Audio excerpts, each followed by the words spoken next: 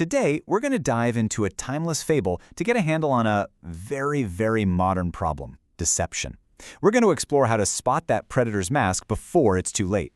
And you'll see how our own past experiences, maybe even our scars, are the absolute key to seeing through the disguise.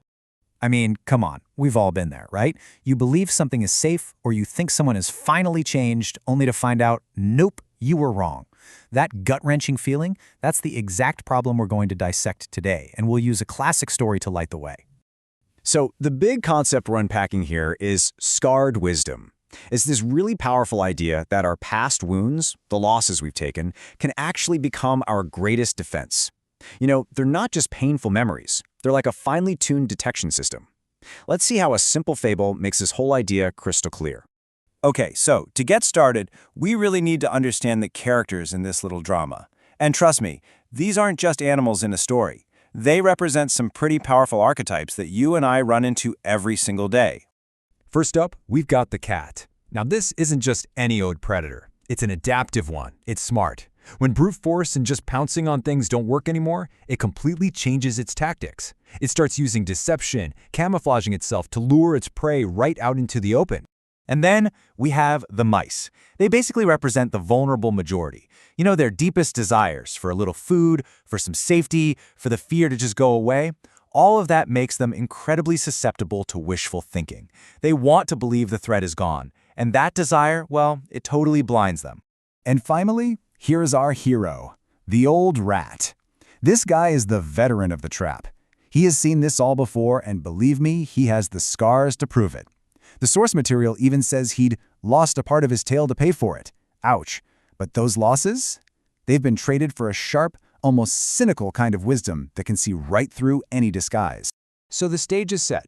Let's see how these characters actually interact. We're in a house where this whole life-or-death game is about to unfold.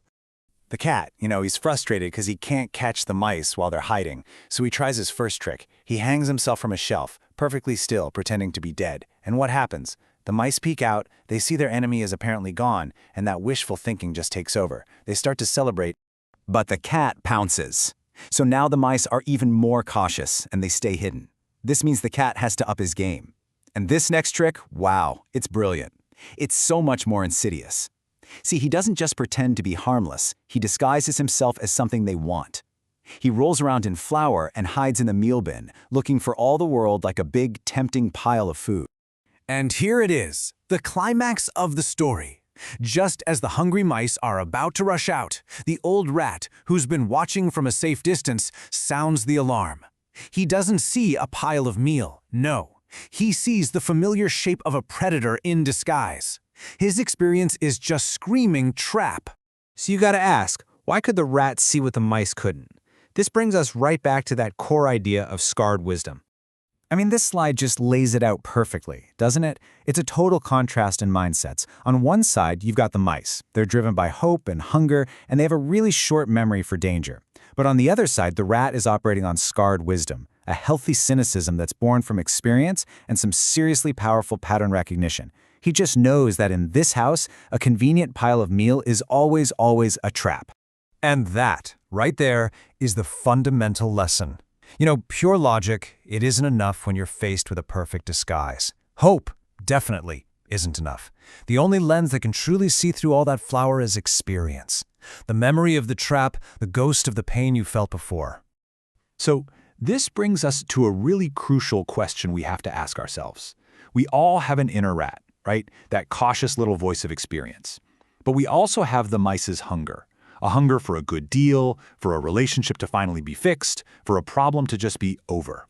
So why do we so often let that hunger completely silence our caution? Okay, so this is way more than just some old story. This exact dynamic plays out constantly in our modern lives. Let's take a look at a few concrete examples of what the cat's disguise looks like today. Just look at this breakdown. Personally, it's that bad habit or that toxic person who suddenly seems totally harmless. Interpersonally, it's the friend who stabbed you in the back, now covered in the flour of a perfect apology. And professionally, it's that business deal that looks like a giant pile of easy profit. In every single case, our hunger to believe it's real makes us ignore the true nature of what's hiding underneath all that flour. All right, so the million-dollar question. How do we cultivate this kind of wisdom? How do we become the old rat instead of one of the hopeful mice? Well, the fable actually gives us a pretty clear roadmap. These lessons are just so powerful. First, always remember that an enemy who looks defeated might just be repositioning for a better attack. Second, value the wisdom from your past losses, that tail you lost, way more than the tempting meal in front of you. Your experience is worth so much more than the prize. Third, keep a safe distance, emotionally and strategically, because that is the only way to see things for what they really are. And finally, be the most suspicious when things look absolutely perfect. The whiter the heap, the closer you look for whiskers. And this is the ultimate takeaway. We're so often taught to hide our scars, to just get over our past traumas, but this fable completely reframes them. Your scars are not weaknesses. They are your intuition. They're your pattern recognition software. They are the source of your sharpest, clearest discernment. So, I'll just leave you with this thought. Let's trust our scars. Let's listen to that inner veteran inside all of us. Because a wise rat lives to see another day, knowing full well that no matter how good the costume is, a cat in flour is still a cat.